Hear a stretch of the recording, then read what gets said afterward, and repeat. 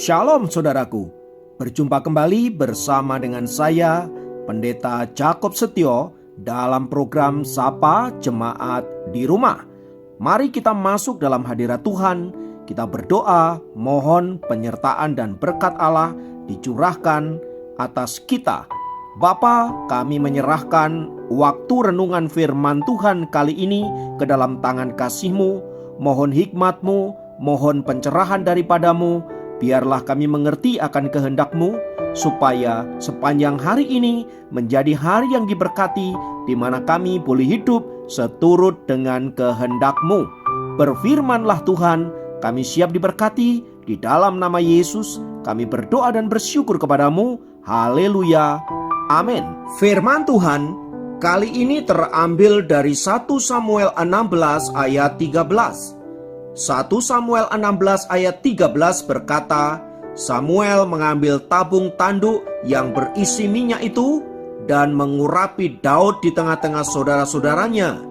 Sejak hari itu dan seterusnya berkuasalah roh Tuhan atas Daud. Lalu berangkatlah Samuel menuju Rama. Saudaraku, mari kita membayangkan peristiwa yang terjadi di dalam firman Tuhan di atas. Daud pada waktu itu ada di padang rumput sedang mengembalakan kambing domba. Seperti biasanya, sambil mengembalakan kambing domba, Daud menyanyikan puji-pujian, memainkan musik, dan menciptakan mazmur-mazmur yang baru. Tak pernah terpikirkan bagi dia untuk dipanggil dan diurapi menjadi raja atas Israel. Ini tentu saja bukan prank. Ini adalah peristiwa yang sangat serius, sebab Tuhan sendirilah yang memerintahkan Nabi Samuel untuk mengurapi Daud menjadi raja atas Israel. Namun yang tak pernah dipikirkan oleh Nabi Samuel adalah perawakan Daud. Dari segi penampilan luar, tampaknya Daud bukanlah orang yang tepat untuk menjadi raja atas Israel. Samuel sendiri telah jatuh hati kepada Eliab, kakak Daud, yang secara penampilan gagah perkasa, apalagi Eliab adalah seorang tentara. Sepertinya sangat cocok sekali untuk menjadi seorang raja. Tetapi Tuhan menghendaki hal yang lain. Hati Tuhan condong kepada Daud. Itulah sebabnya mau tidak mau Samuel harus mengurapi Daud menjadi raja atas Israel. Dan sejak peristiwa pengurapan itu, Daud sesungguhnya telah menjadi raja atas Israel. Namun faktanya, ia memerlukan perjuangan yang tidak mudah untuk menduduki posisi sebagai raja atas Israel itu. Bahkan yang sangat menarik adalah setelah peristiwa pengurapan itu, tidak ada perubahan apa-apa dalam hidup Daud. Keesokan harinya, ia tetap harus mengembalakan kambing domba yang telah dipercayakan kepadanya.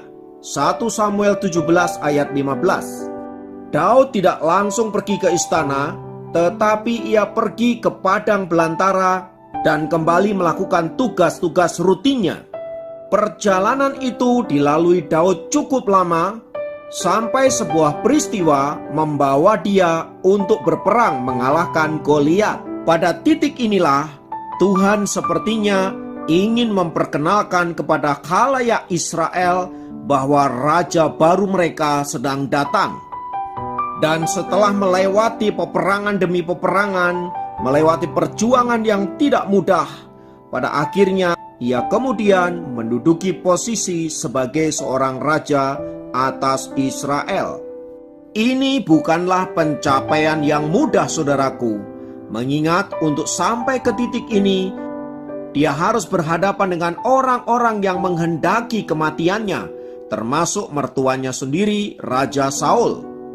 Menghadapi situasi yang demikian, saudaraku, Daud bisa saja protes kepada Tuhan. Bukankah Tuhan sendiri yang memilih dia dan mengurapi dia untuk menjadi raja atas Israel? Tetapi mengapa hidupnya mengalami berbagai-bagai pergumulan, masa-masa yang berat, masa-masa yang sulit, bahkan berkali-kali ia hendak mati terbunuh? Tetapi yang luar biasa dan patut kita contoh dari kehidupan Daud adalah ia menerima semua itu sebagai cara Allah untuk membentuk dirinya, mempersiapkan dirinya menjadi raja yang besar, raja yang siap untuk menerima tanggung jawab yang besar pula. Tampaknya Daud sadar betul bahwa semua peristiwa yang terjadi dan ia alami itu adalah cara Allah untuk membawa dia dan mempersiapkan dia menjadi raja yang besar itu. Itu artinya setiap peristiwa dirancang oleh Allah guna membawa dia naik ke level yang telah ditetapkan oleh Allah. Pada titik inilah saudaraku, kita perlu belajar apa itu artinya menerima janji Tuhan, mempercayai janji Tuhan dan setia menjalani proses sehingga janji Tuhan itu dikenapi di dalam hidup kita. Sebagaimana akhirnya janji itu dikenapi dalam diri Daud, hal yang sama saya kira juga berlaku untuk diri kita. Sebab Tuhan sangat setia dengan janjinya. Namun yang menjadi pertanyaan adalah, apakah kita juga seorang pribadi yang setia dalam menjalani proses yang Tuhan izinkan untuk kita alami, sampai pada waktunya genap kita memperoleh janji itu. Sayangnya, tidak semua anak-anak Tuhan siap untuk diproses oleh Allah. Kebanyakan dari mereka cenderung pengen instan, cenderung pengen sukses tanpa pengorbanan, cenderung pengen berhasil dan tanpa mau membayar harga. Dan karena Tuhan tidak punya kamus yang demikian, maka kebanyakan orang-orang percaya yang punya prinsip seperti itu akhirnya tumbang di tengah jalan. Oleh sebab itu, saudaraku, ketika Tuhan izinkan kita untuk melewati masa-masa yang sulit, pergumulan dan lain sebagainya, mari kita melihat itu sebagai cara Allah untuk mempersiapkan diri kita masuk ke level yang lebih tinggi dari sebelumnya. Mari berpikir positif dan senantiasa memiliki iman yang teguh sampai seluruh rencana Allah dikenapi di dalam diri kita sekalian.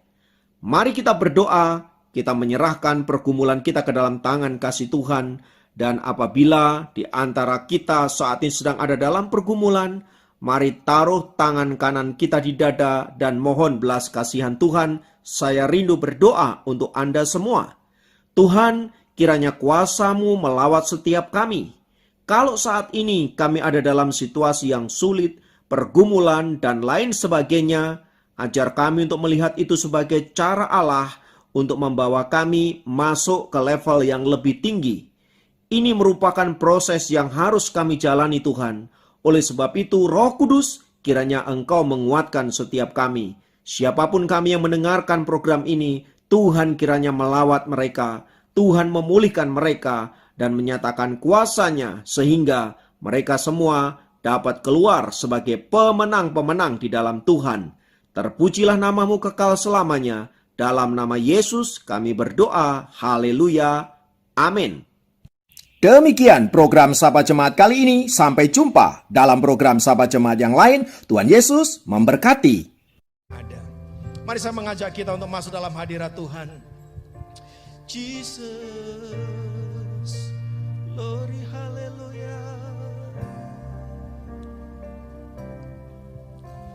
Ku memujimu,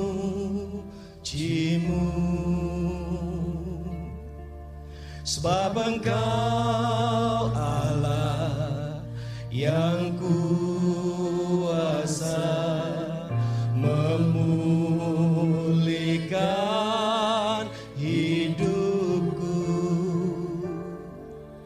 Kini ku jadi baru. Tanganku angkat padamu Tuhan, tanganku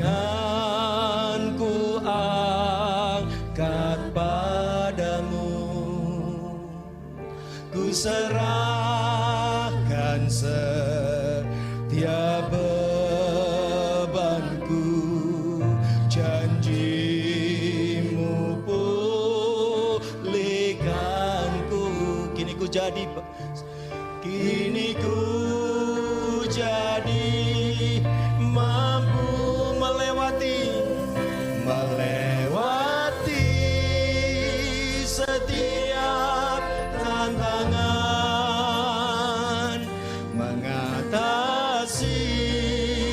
setiap pencobaan.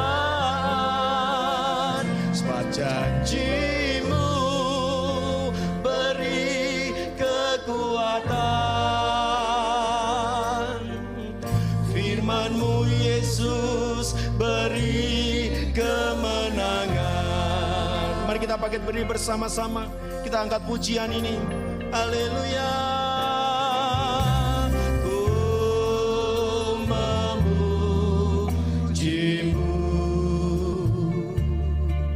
sebab Engkau Allah yang kuasa memulihkan hidup kami Tuhan. Amin. Haleluya. Kini ku jadi baru. Tanganku angkat padamu Tuhan. Tanganku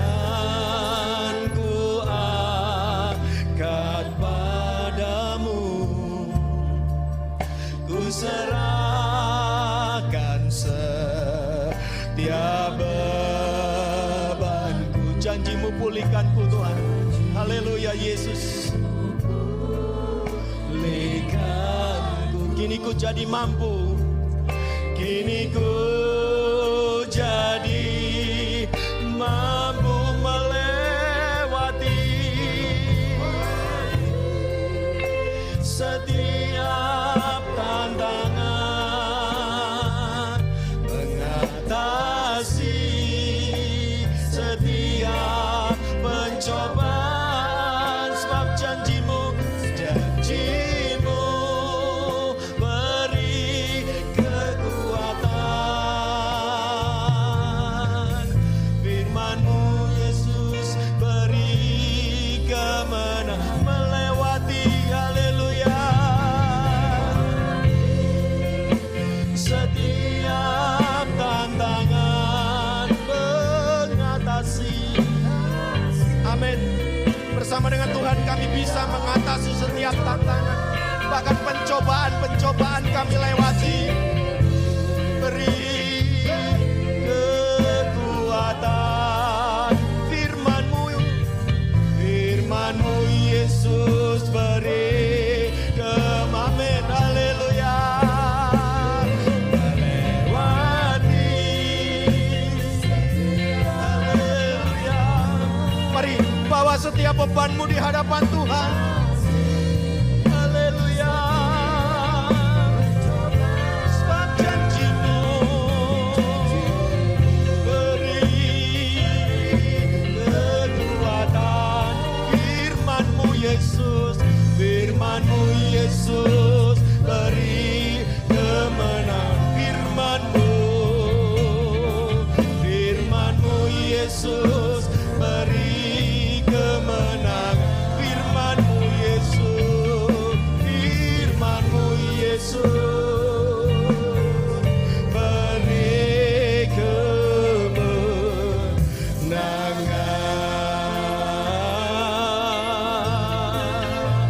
Haleluya.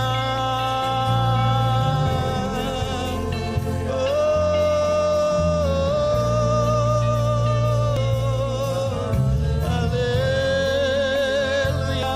Mari bawa setiap bebanmu di hadapan Tuhan. Mari bawa setiap pergumulanmu di hadapan Tuhan. Dan biarlah Tuhan melawat engkau, memampukan engkau melewati setiap tantangan yang ada. Haleluya.